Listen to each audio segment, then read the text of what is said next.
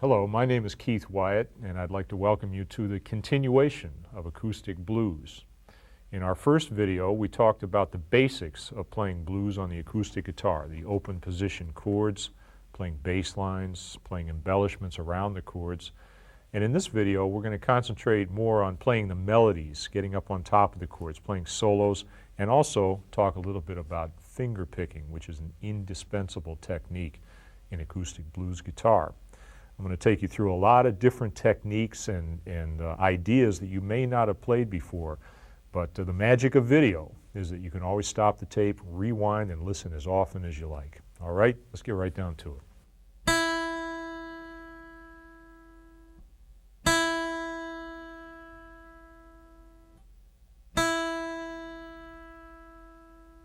Here's the B string.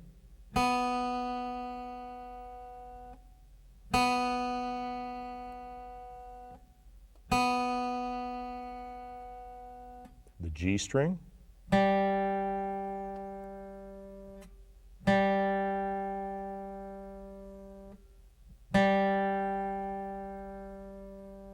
Now here's D.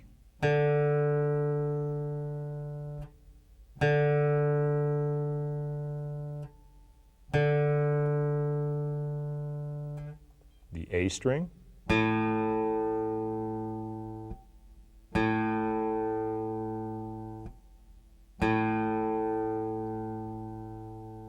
And the low E.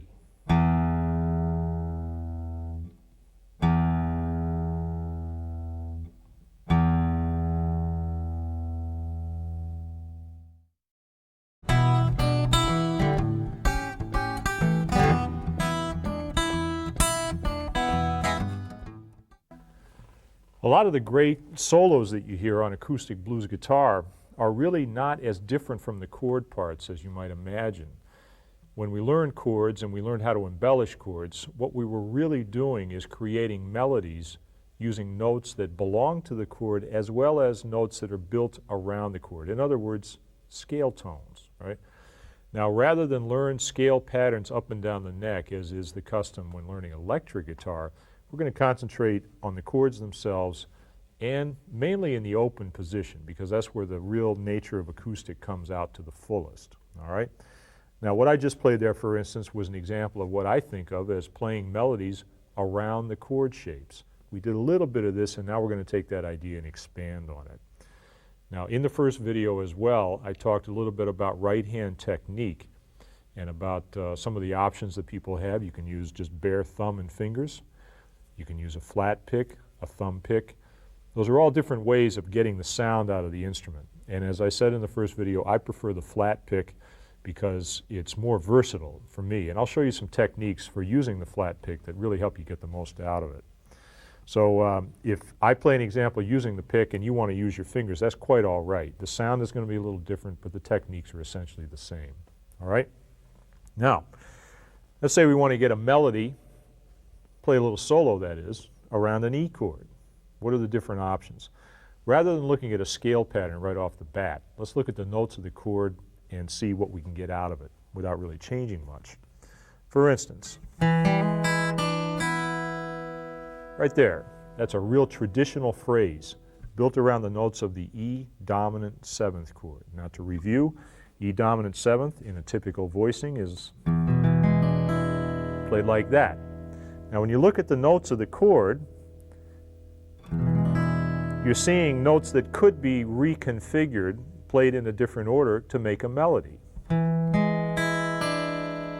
If I simply play the notes out of order, it already starts to sound a little bit more melodic, and all I need to do is add a couple little phrasing ideas and I can really make it happen. Now what I did when I played that lick was this right here. Really common technique. And this is all done with the flat pick, although as I said you can use your thumb. But there's no finger picking involved here. Now here's how it goes. I'm starting with the open low E, playing the E on the 4th string. Since I'm not literally playing the chord, I'm going to re-finger it. Rather than using my 3rd finger as I normally would, I'll use my 2nd. And then here's the heart of it right here. There's that little hammer-on. Now what I'm doing there is I'm picking the open G string, and then I'm clamping my index finger down at the first fret without picking again. Then I pick the high string. Right. Get that sound?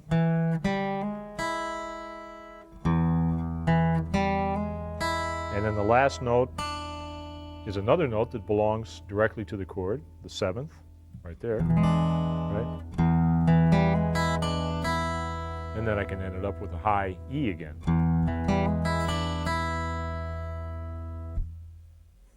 Now, because I'm using the open E chord and playing in open position, I can let that bass note ring, and that provides the background for my solo. So even if I'm playing by myself, I can still hear the chord while I'm playing the melody. Right? The sound of the chord rings together, and by the time I play all those notes, it's as if I played the chord itself. Right? That's the idea. And from there on, it's a lot of experimentation, just fooling around with different possibilities. If I want to put it together in a 12-bar blues, for instance, key of E, I could play something like this.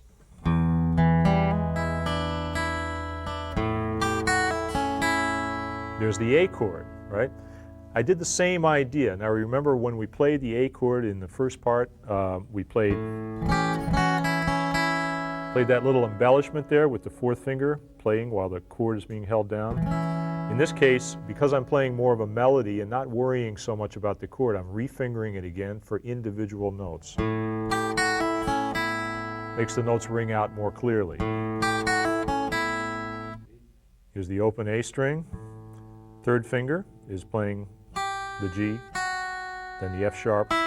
Now I pull it off. This is the opposite of a hammer-on. In other words, I pluck the note at the 2nd fret, pull my finger to the side without picking again. And then playing 2nd fret on the 2nd string. So I get.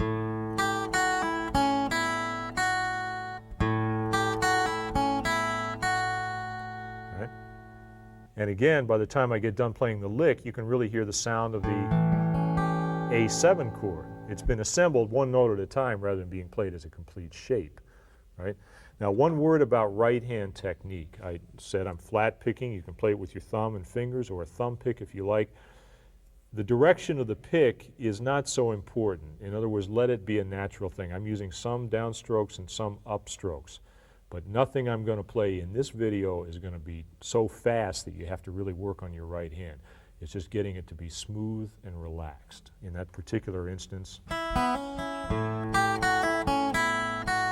using a combination of downstrokes and upstrokes, and many blues players will play almost all downstrokes except for the occasional upstroke just when it fits, all right? And that's all I'm going to say about the right hand in this particular instance, because we're going to get to it much more detail when we talk about finger picking, all right? So I've got a lick on E, a lick on A. I can come back to the E again. The progression returns to E. There's a continuation of the first lick. Now check this out. Then with the hammer-on. And then I'm going to move the note down like that, like I did when I was embellishing the chord. Remember that, right? So now I've got.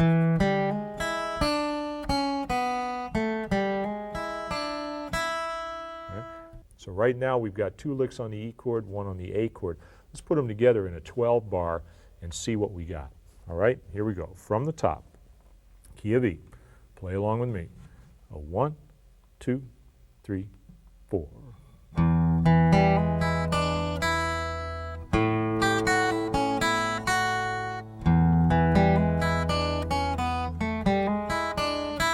Here's A again.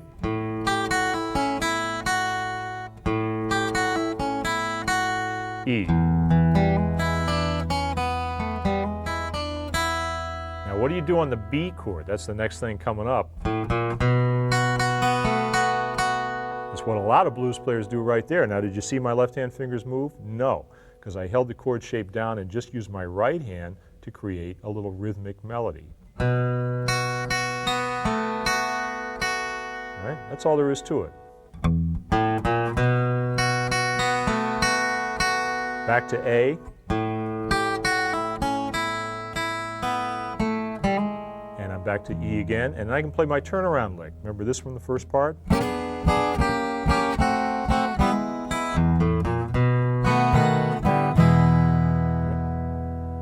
So now putting those couple of licks together on the E and the A chord together with just the rhythmic picking of the B chord, we have a complete 12-bar solo. I'll play it for you, with you, one more time. Okay, you play along with me. I'm going to show you another trick right after that that's going to put the whole thing together and make it sound really complete. All right, here we go. From the top. 2, 3, 4, 1.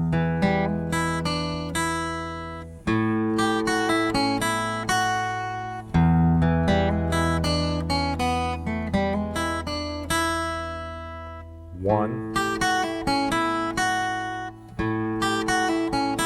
back to E,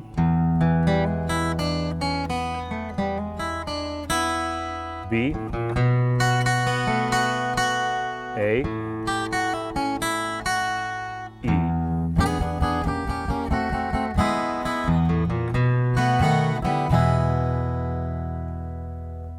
Now, even though it sounds pretty complete in that we can hear the chords while we're playing the melody, there's a lot of empty space in there.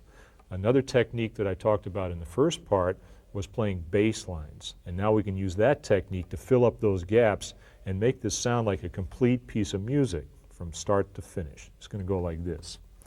All right? Check it out, and then I'll show you what I'm doing.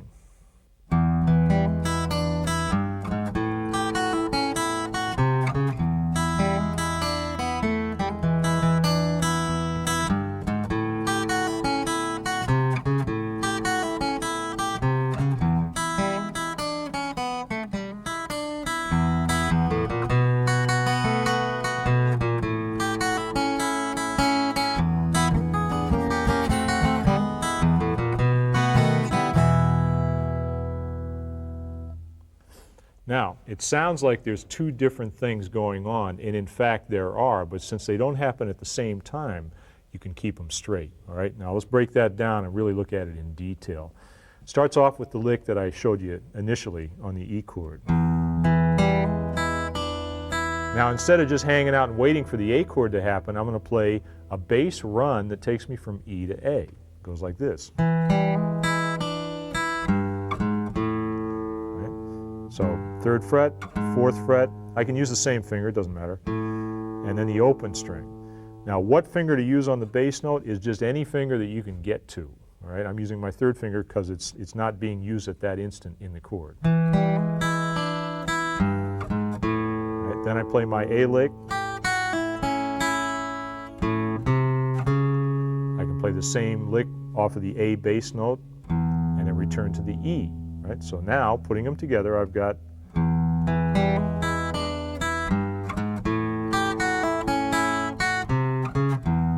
right, hear how smooth that sounds all of a sudden? And yet, it's very simple parts. The hardest thing about it is learning the individual pieces and being able to play them in tempo. So what you need to do is learn each lick and then play it really slow and gradually work your way up until you can play along with me, all right?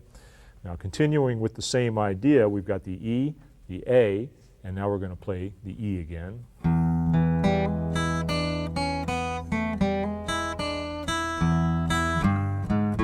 Now there I just use a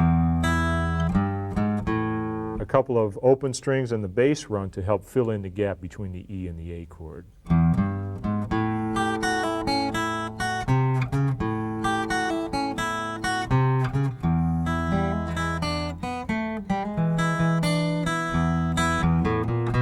Same idea there. I just use a couple of open strings, fills up that space, then I walk up into the B chord, back down to the A chord, and I'm ready for my turnaround.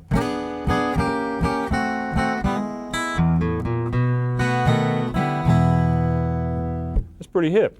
Let's play it together one time again, slow tempo, and go for continuity, all right? You're going to hear how all the ideas fit together, and then you can work on it on your own. Okay, here we go from the top.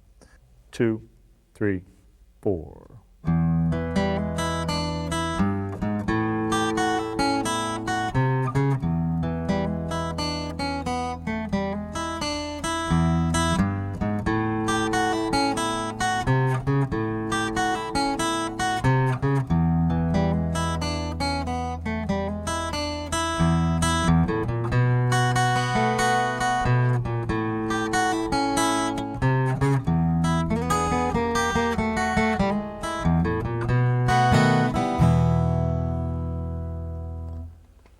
Pretty hip, isn't it? Now you can do more with that kind of an idea, just experimenting on your own. The idea is hold the chord down and find out how many notes are around the chord that you can play without letting go of the chord. Okay, check this out. There's the upper part of my E chord. Now I'm fingering it this way so that I have 2 fingers free. That's going to make my melody playing a little bit easier. That sounds pretty bluesy right there. What am I doing? I'm bending the 1st string from the 3rd fret just a little bit. That's a blues trademark right there. All right. I've also got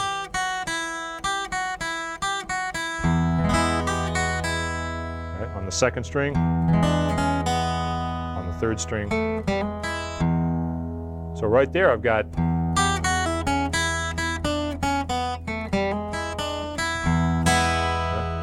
that's a lot of melody based around one particular chord shape. Now on the A chord you can use the same idea. We already worked on that one right there. Now remember there was another voicing of A that we used. This is with the 1st finger and 2nd finger. Easy to play, and it leaves the 3rd and 4th fingers free to play melody notes. Now where are they going to be in this case? We already know about that one. Crossing over to the 2nd string, there's one, 3rd string, that's pretty bluesy.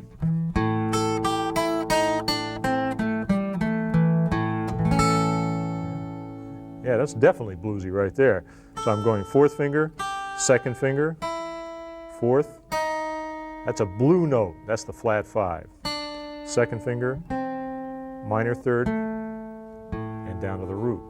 Now that in itself is in fact a legitimate scale. That's called the blues scale. And we're going to come back to that a little bit later on when we talk about finger picking, because that's a very popular scale and a popular shape.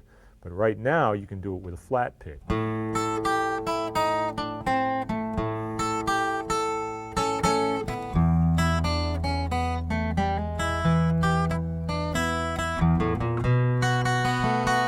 Again, on the B chord, most people will just play the chord as it is and add a little rhythm with the right hand.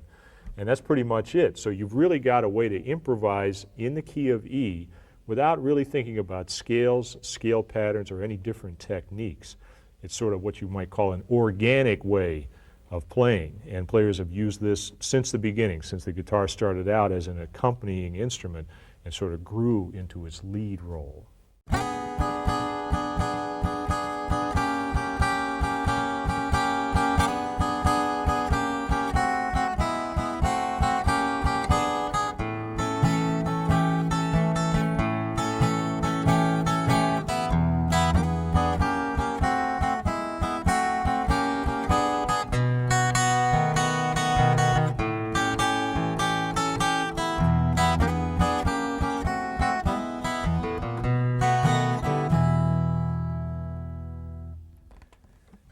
Now that's another way of playing solo guitar with a hint of melody and a lot of rhythm and using things that we've already learned how to do.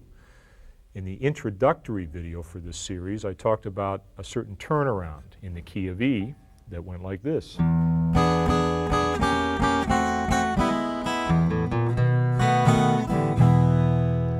And when I just played the solo, just this minute, what I did is use that same phrase, but do it with a different rhythm.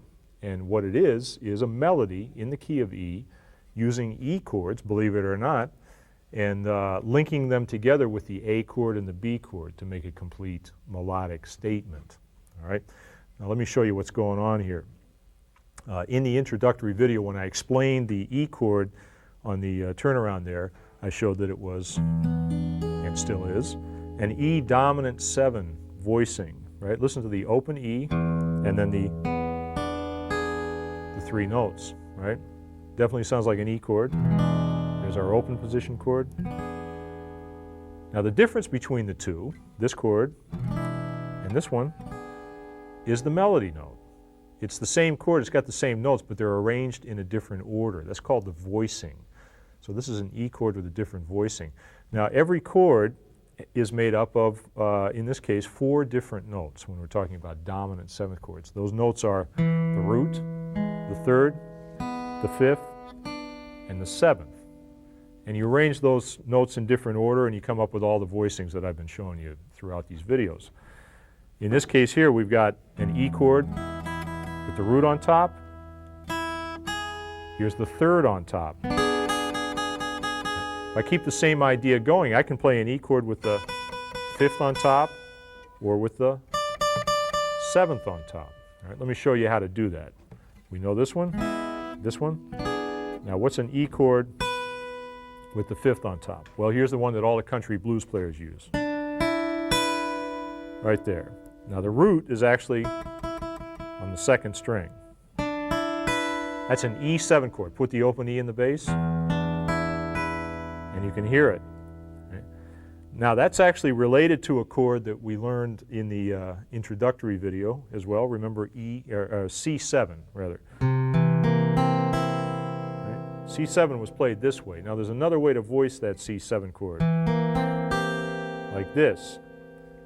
And what that chord is a different key, but the same voicing as this one up here. It's a great movable chord, and it's one that you hear in a lot of different country blues solos. So there's our E7 chord with the 5th on top, and now we need one with the 7th on top, and that's a familiar chord. We played that down here for the key of A. Slide it up the neck. There's the root, 3rd string, and there's E7 with the 7th on top. You can reach up and get the octave. So now we've got E, E7, E7, E7, and E. Right? So in other words, we've got melodies being played with chords depending on which note we put on top of the voicing. All right? Now this might seem a little complicated, getting a little theoretical, but check it out. This is how it sounds.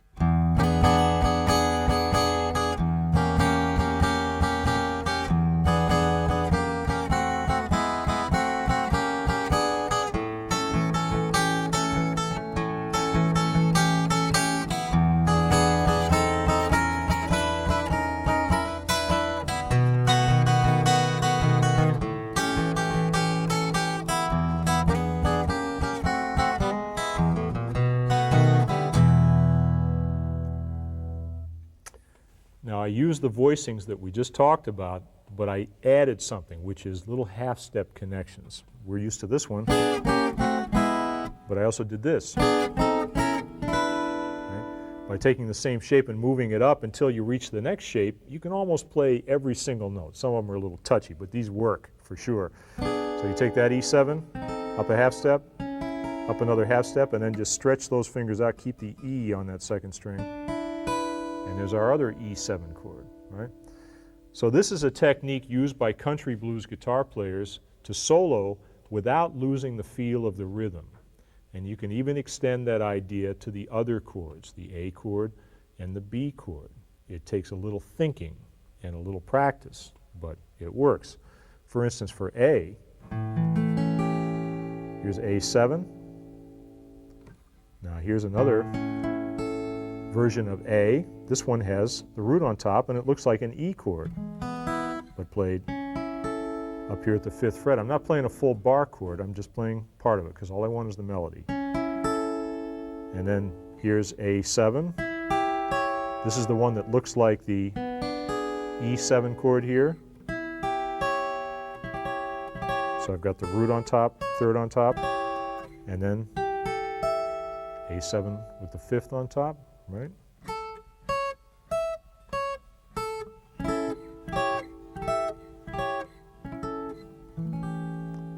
There's 4 ways to play the A7 chord, and I can link them together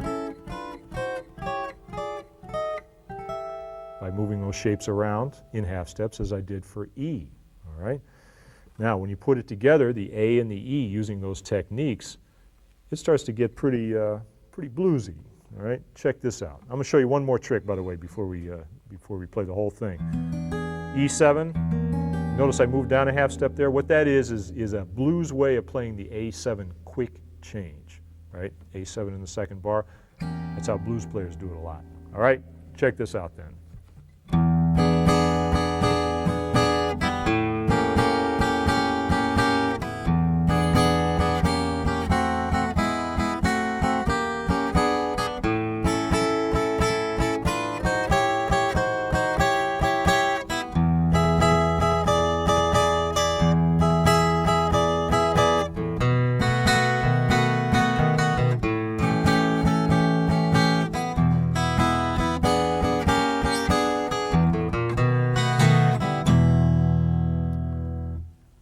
now what did I do there? I used the E lick. When I went to the A chord though, instead of staying in the open position, played the A chord and used my little lick, the same one I learned for E, right? And then I went back to the E chord, but I stayed up in this neighborhood. That's connecting the melody. It's what they call voice leading. The voicings connect with one another, right? For B, went back to my familiar position. Now I could do the same thing on B that I did on E and A. In other words, find different ways to play the B chord. There's B, turns out there's B with the 5th on top. There's B with the 7th on top, root. There's B with the root on top. B with the 3rd on top, right? So a whole lot of stuff going on with those 3 chords when you get all those voicings together, all right? Now I'm going to play one more example of a blues using those different chord voicings, and I'll be playing exactly what I just showed you for the E, the A, and the B chord, and just tying them together so you can get an idea how it sounds. 2, 3, 4.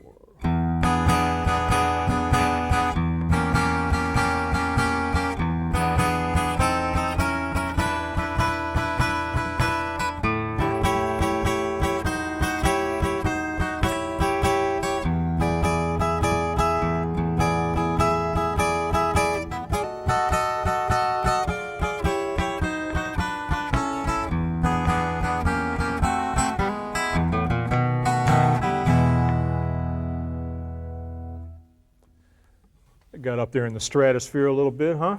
Now we started off with some familiar territory, E, going down that half step. Now I explained that as a quick change. Even though I'm not changing the bass note, it's still implying the A chord. Hey, you know, we're among friends here.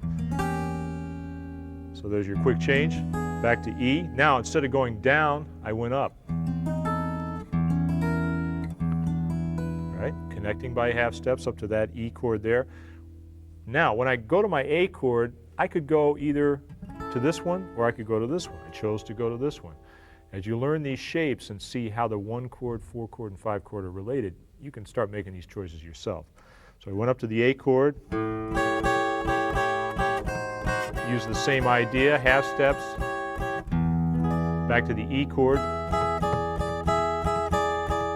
Right? Now, here comes the B chord. And this time, rather than jump all the way back down low and play that open B7 as I have in the past, I decided I'm going to take a chance here and play B up in the same neighborhood. And the one that turns out to be right next door, if I go from E to B, is that one right there. This little 3-note shape here. We know this one. Here's the E. Same shape. The B, it's right here. So it's the B7 chord with the 3rd on top. I played that. Back to A. Now on the B chord, there's no bass note that you can really hit. That's okay. Nobody's going to miss it, right? It's so exciting anyway. There's the A. Now I played the same shape that I've been playing on the E, the turnaround lick, but this time played in A, down in half steps. Going to the A major triad, and then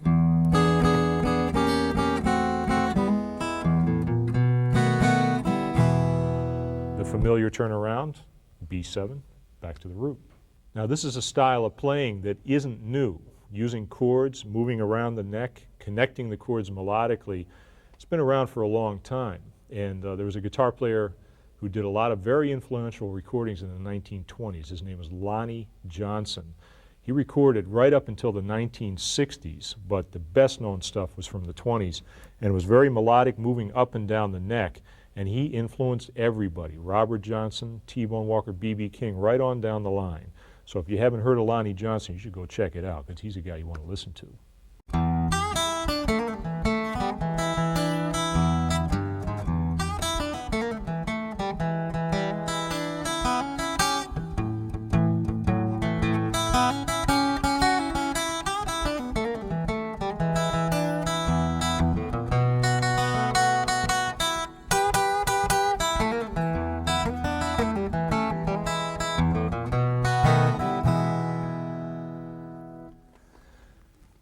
that's a sound that everybody instantly recognizes as blues.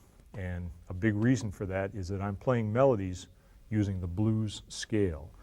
And once again in the key of E, taking advantage of those open strings. So I'm going to show you some licks in the blues scale in the key of E. If you want to expand and be able to play all over the neck using different patterns, I suggest you check out some electric guitar videos that concentrate more on those ideas. But in blues, especially acoustic blues, you're going to tend to play most of your stuff right down around the nut. Okay, so that's where we're going to stay. Now, let me show you first of all the scale itself, and then we'll immediately put it to work. The blues scale has, well, it has 5 notes in it with an extra note that people use a lot. I'll show you the first 5. It's called a pentatonic scale, E pentatonic. Here's E on the 4th string, open G, 2nd fret, open B, 3rd fret, open E. That's the octave. That's 5 different notes, then you get to the octave. That's number 6. Back down. Now you notice I'm not being too fancy with my fingering. You don't need to be. You don't want to be. You want to get a good grip on it. So my thumb's over the top. Right? Hold it like a baseball bat, the way a guitar should be held as far as I'm concerned. As far as the right hand is concerned, it's alternate picking. Again, in blues, you don't have to get too tricky with the picking.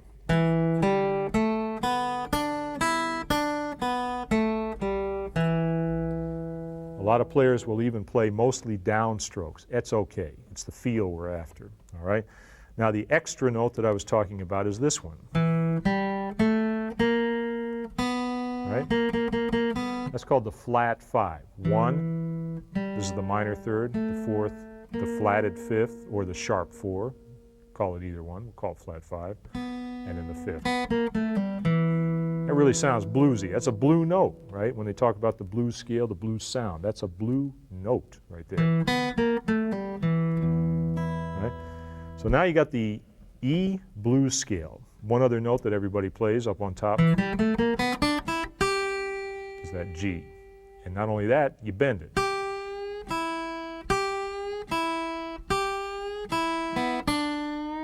And you bend that 2nd string too. It's these little subtleties that make it sound like blues. Now here's a phrase using the E blues scale.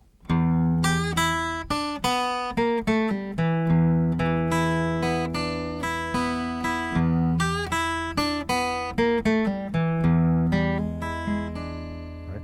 All I'm doing is playing the notes of the scale and giving it that little shuffle rhythm. Right? Bend that first note a little bit. That's a pull-off. Then you can add in the notes of the chord as we have in the past, right? So you're still getting the sound of the harmony mixed in with the melody, but now there's more melody as we add more notes to the scale, all right? Now I'll show you a couple of common phrases that people use, things that I was doing just a minute ago when I was playing. Right? That's a little trick lick that everybody uses. Now, that involves actually 2 different moves. One is a hammer-on, and then a pull-off, and another pull-off before you land on the bottom note. So pick it once, hammer, pull, pull, and then pick the next string. It's what they sometimes call a turn. In other words, it sort of turns the corner and goes back on itself. And it's the kind of thing that you can add to a phrase to make it sound real bluesy.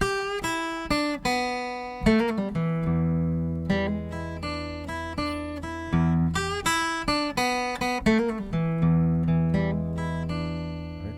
Here's another one. Right. Now, this one is a real nice one because it's almost like a chord. You're playing 2 notes together. 4th fret on the 3rd string, 3rd fret on the 2nd string. And notice how I'm sliding in there like that. Now this is another blues phrase here, where you pick the note and then slide it, and then pull off.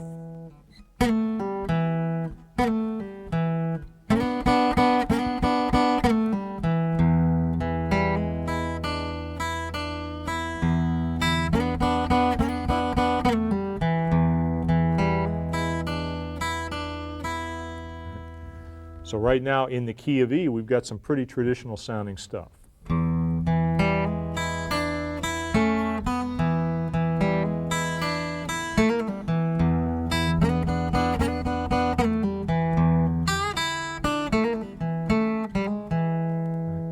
That last phrase there was a variation. Now you can continue that pattern down into the lower octave, starting with the low E string. Here's the pentatonic scale. Third finger, open, second, open, second, back down. Now the flat 5. Let's play with the first finger.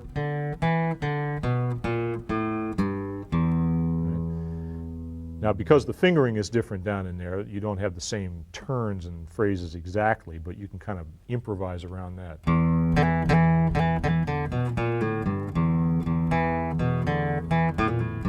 All right, there's a version of the turn.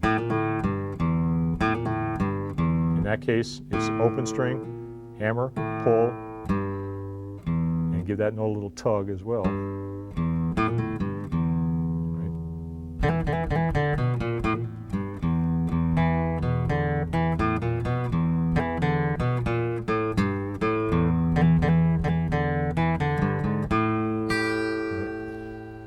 Now those phrases down on the low end, those are kind of in the style of a lot of Chicago blues players, Muddy Waters among them. You can get a lot of mileage out of the low strings. If you put the high and the low strings together, you can get sort of what they call a call and response. Play a lick up high, play a lick down low.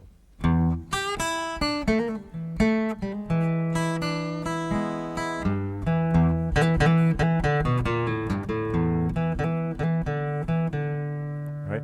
You get the idea. Now, if you want to use the blues scale and play a 12-bar blues, we're in the key of E, but we have two other chords, the A chord and the B chord. So the question is, do you have to change scales when you change chords? And the answer is no, you don't. The blues scale will fit over all of the chords. When you're playing the chords, of course, and using different voicings like we've been doing, every time the chords change, you have to think of the new chord and find the right shape. But the magic of this style of playing down on the low end is that you can play the new chord and then go back to the old scale. Check it out. All right, blues in E.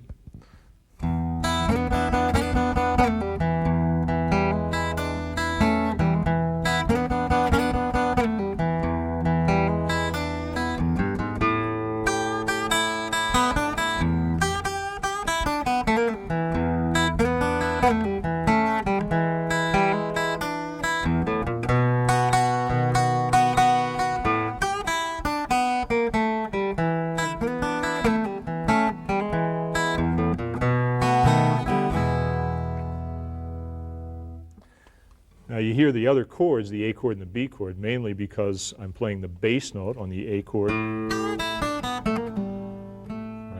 And it helps if you kind of play around the notes of the A chord. But really I'm using the E blues scale as the glue that holds the whole thing together. Now to prove that that scale fits over all three chords, check it out. I'm going to play one lick and I'm going to change the chords underneath the lick, but the lick is all from the E blues scale. Sounds like this.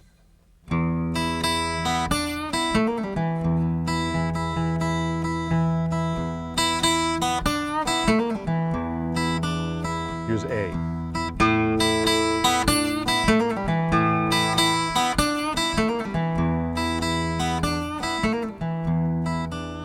B.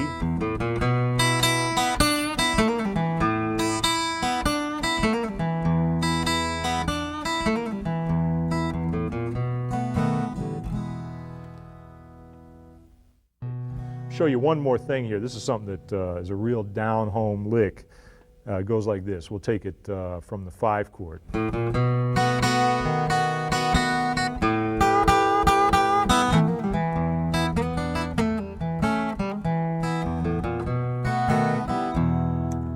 Now what I did there, I had the 5 chord, I played the A, and then back to the open position. The new sound was this up here. First finger at the 7th fret, second finger at the 8th fret. And bend that second string just a little bit. That's a real down-home sound. You can use that on the E chord. You can use it anywhere in the progression. Then I go right back down low again. There's a famous tune that uses that in the intro. It's called That's All Right, and tune recorded by Muddy Waters guitar player Jimmy Rogers, blues classic.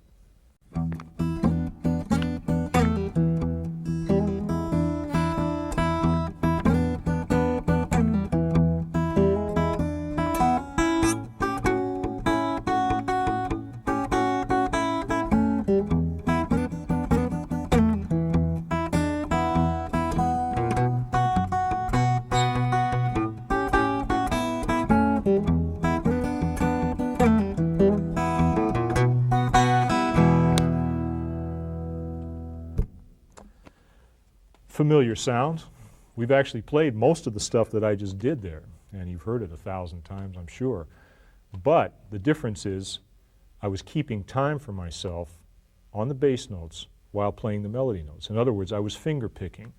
Now, this video is not intended to be a method for finger picking, but I'm going to show you enough to get you started in blues. And it's a pretty basic approach, and it concentrates, as everything else we've done, on rhythm. All right? Here's how you do it. I'm using a flat pick, and I talked back at the beginning about the different options for picking, thumb picks, thumb and fingers. You can do finger picking, obviously, with the bare thumb and the finger. I like the flat pick because, first of all, I'm used to it. I use it whenever I play the guitar. And secondly, it gives me a nice, thick sound on the bass, right? Lots of definition. You can really hear the notes. If I play with my thumb like this, it's kind of quiet. Playing with the pick, you really hear the note pop out, right? Now, what I'm playing here is a technique that's called, by some people, hybrid picking. That means combination of the pick and fingers. Right.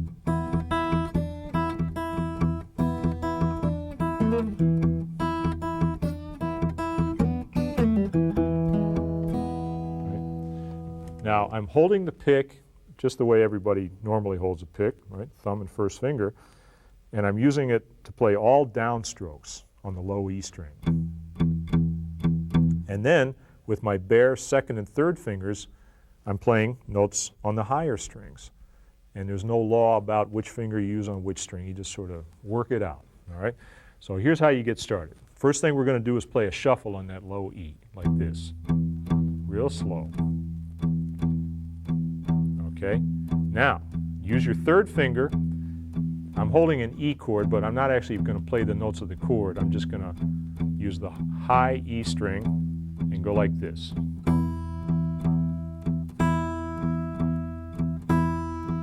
Got that? Now, the tendency is going to be that you're going to want to stop picking when you pluck that note. But the whole trick is to keep picking even while you're playing the high note. Now on every beat.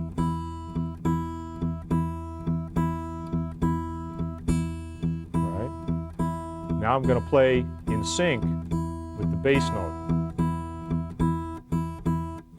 That's probably the easiest in a way because they're both doing the same thing. Now, here's a trick.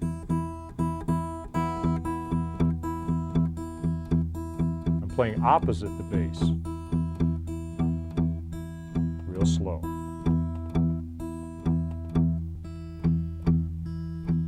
Now hit the downbeat, then the middle part of the triplet is with the finger, but the shuffle is still being played with the pick. Now, all the stuff you hear in different blues licks is combinations of being on the beat or off the beat, like this.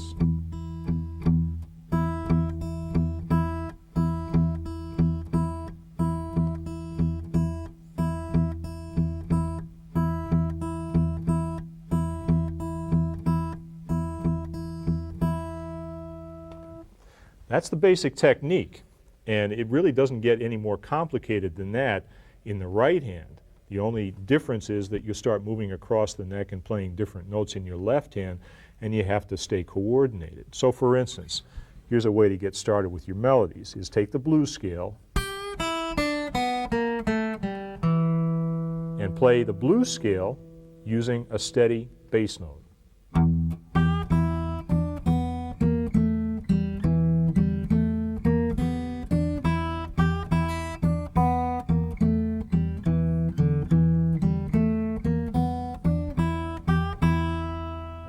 The note stays the same, the melody changes, and you notice I'm using second and third fingers, and I'm not being too particular about which one I use, as long as I can just hit the note.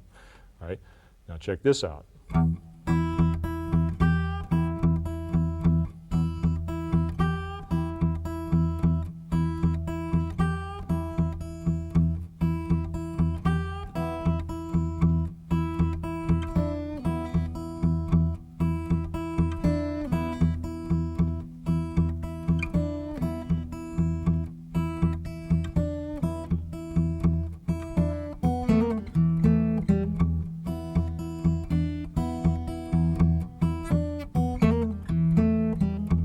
I'm using phrases that we learned earlier and adding them together with the finger picking idea to make a complete self-accompanied rhythm pattern.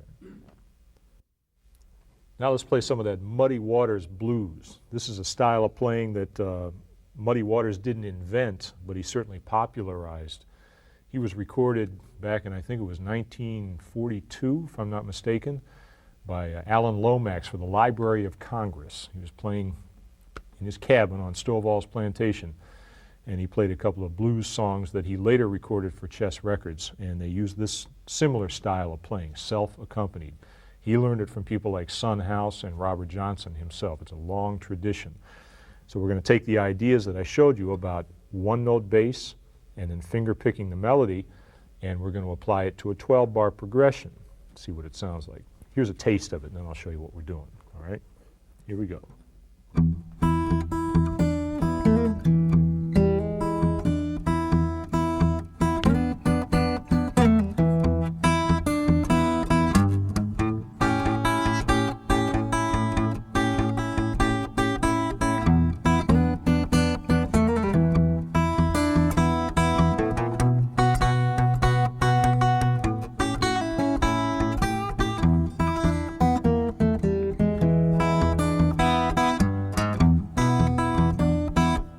Just keep going and going, right?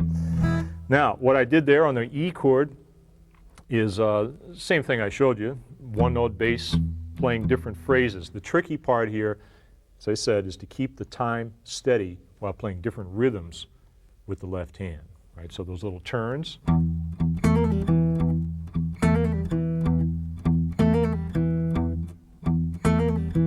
Right, now check out the fingering on that. This is very important.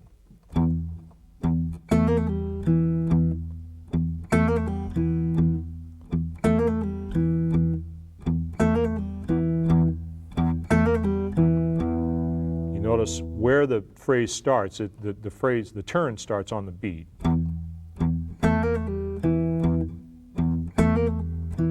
And the fast notes, the da-da-da-da, is actually right on time. You know, it's not just a random set of notes. They da-da-da-da, da-da-da-da. There's a definite rhythm to it. So as you learn a new phrase, you want to break it down and know where it fits in the beat. And that means you're going very slowly and working your way up. So, for instance, key of E.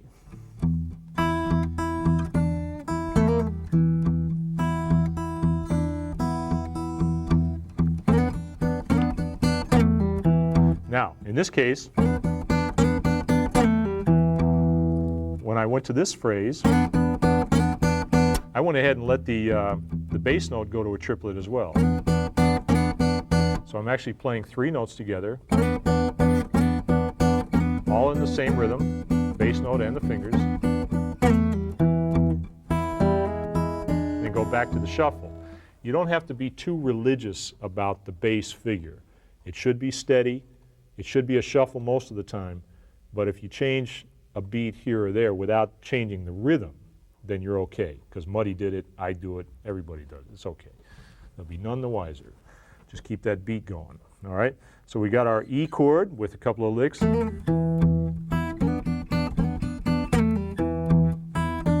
Now the A chord, we've already learned that melody. We played it several times. the context of the chord and independently as well. Now we're using the open A string.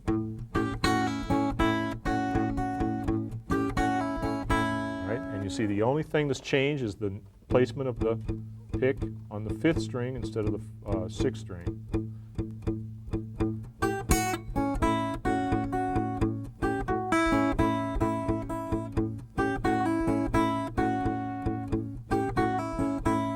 And I go back to E.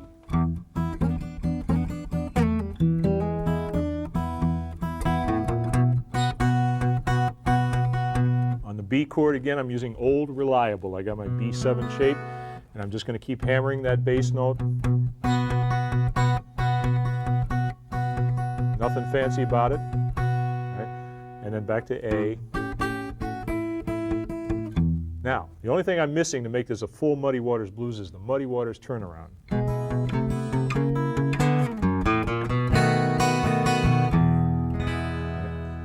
Right. Here's the Muddy Waters turnaround. These 2 notes right here. 2nd finger on the 5th string of the 2nd fret, 1st finger, 3rd string, 1st fret. Move it right up. Now, you can flat pick the first part of it, but then you need to use the picking fingers to pick the last one. Another variation, it's a nice one. There you're picking the pick on the 5th string, the 2nd finger is plucking the 3rd string, and the 3rd finger is plucking the open E string.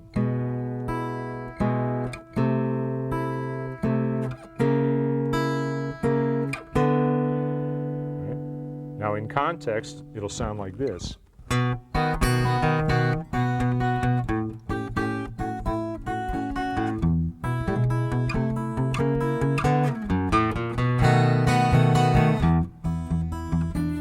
Right? Starts on the 2nd beat, as all these turnarounds do. Right? So 5 chord, 4 chord, and then 1, 2, 3, 4, 1. And I'm doing an extra little note in the run up to the 5 chord. Start with the F sharp, open, and then play your B7 chord. And with that turnaround, with that run up to the 5 chord, and with all the little finger picking I'm showing you, you get some really authentic, down-home Muddy Waters blues.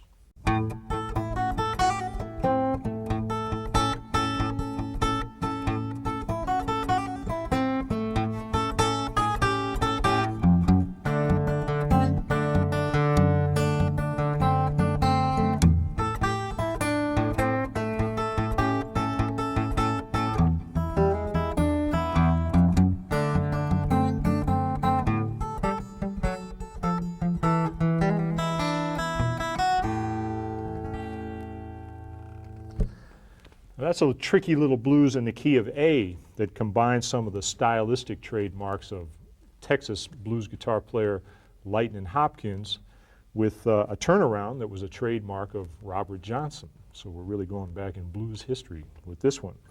Now playing in the key of A and playing in the key of E really involve the same identical techniques. We're not getting into sophisticated finger picking at this point. We're just talking about the 1-note bass and then playing the melody up above. So the only thing that really changes is my left hand. I'm playing different shapes, but my right hand's doing the same technique. So now playing my shuffle pattern on the A, and I'm holding my A7 chord here.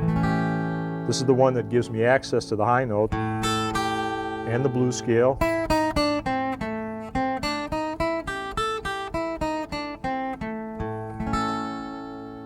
Now this is the way that a lot of country blues players play this A chord, because using one finger means that you've got the other 3 fingers free to play melodies.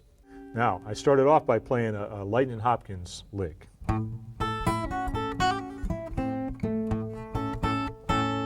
That is a tricky little phrase, and what it involves is a 4th finger bar, and then you play the 1st finger bar. It's just letting that 1st finger hang over the 1st string there. And then a little trill. A trill is a hammer-on pull-off. Just do it as fast as you can. back to the second string, and then bar again with that finger down to the root.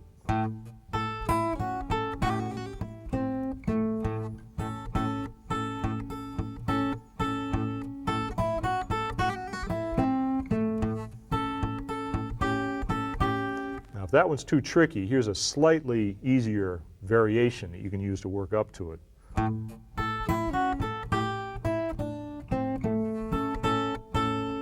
It's a little bit more scale-wise, so you don't have to bar so much with your fourth finger. Right?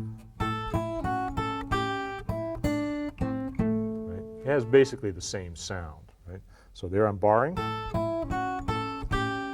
playing the seventh, then down the scale.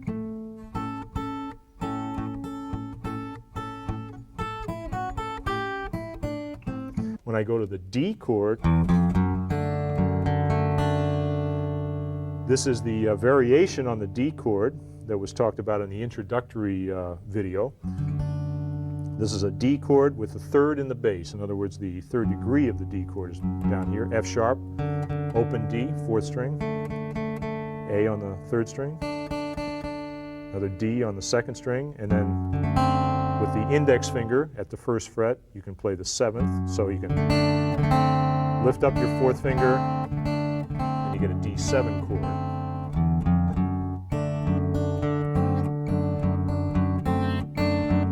And once again, just keep that note going while you play your rhythms against it.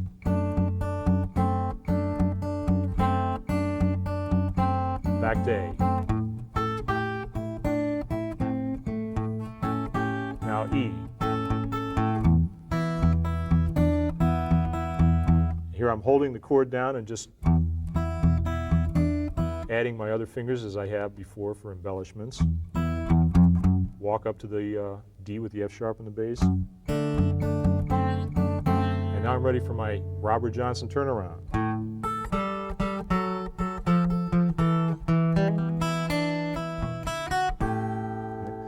This is I like this turnaround. I use this one a lot. Here, I'll show you the easiest, the most efficient way to finger it.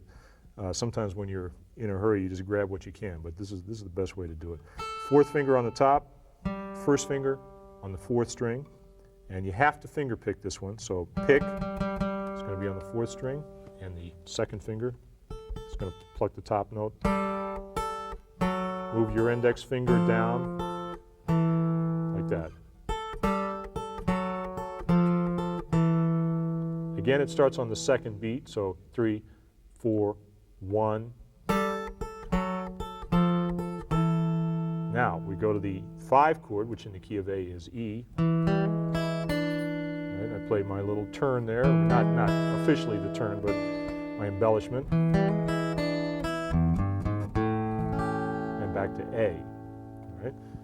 Let's play the whole 12-bar progression using the lightning lick with the D chord, third in the bass, and then the Robert Johnson turnaround. All right, here we go. 2, 3, 4.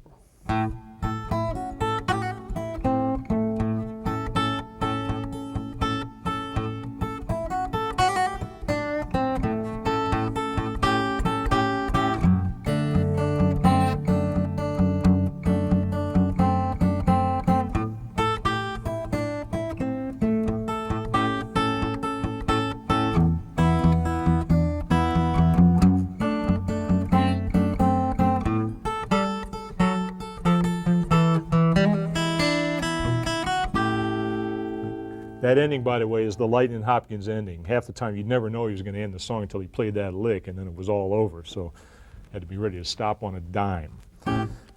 So now you got blues in A, you got blues in E, you got open position scales. You can play chords up and down the neck. I think you got enough for this one right here. That's enough for me. That's about everything I know. So it's been a pleasure sharing this stuff with you. There is more to do in the field of acoustic blues. You can get more into finger picking. That's the subject of other videos by other people. And it gets very sophisticated. Actual Robert Johnson style finger picking is very sophisticated in the way that he played different tempos while singing, which is no small feat. Playing in different keys. You can use a capo if you need to change keys, of course, which is another thing that Robert Johnson did. So there's a long-standing tradition of finger picking, different styles of melodies, different chord voicings moving up and down, but right now you've got all the basics to keep you busy for quite a while. And this is the essence of acoustic blues playing right here. So hope you've had a good time. I want to take it on out.